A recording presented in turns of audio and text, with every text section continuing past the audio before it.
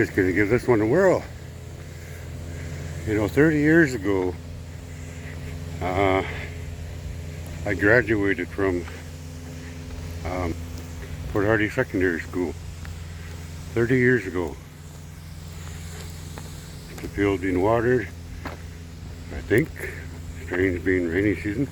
But 30 years ago, when I had graduated from Port Hardy Secondary School, 1992, that was one of the biggest accomplishments of my life. And I want to put a little bit of insight into that, and I say that it was an accomplishment, and that's not taken lightly for me because of the fact that, I was the youngest of 7. I get that, I know that, but at the same time, I was the youngest of 7 that ever attended the public school system out of residential schools.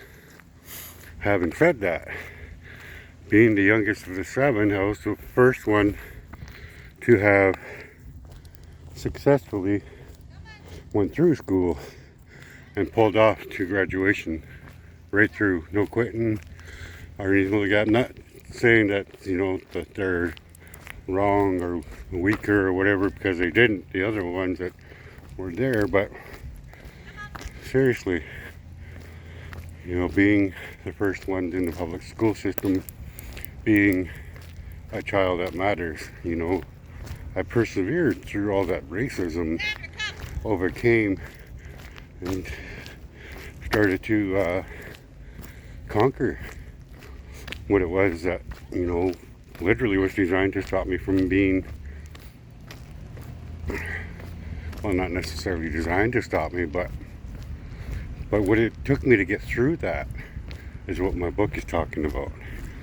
30 years ago, that's when I graduated, but times prior to that, growing up in those years of the late 70s and early 80s, and we were the First Nations people in the area. So names like Uncle Raymond, Uncle Toby, that era when Grandpa Stevie was still chief, Frank Wallace was chief, and JJ was still there, had their store running. Back in those times, that was a new development of a community from the ground up, literally. So me coming through to grade 12 to graduate, I overcame a lot of stuff that our people have never been a part of before, going through the public school system being one of them. And it is all because of the strengths that I had to magnify within my own self, hiding who I was to that public eye, because it wasn't accepted as to who I was or what it was like. So me hiding who I was really like behind what people see.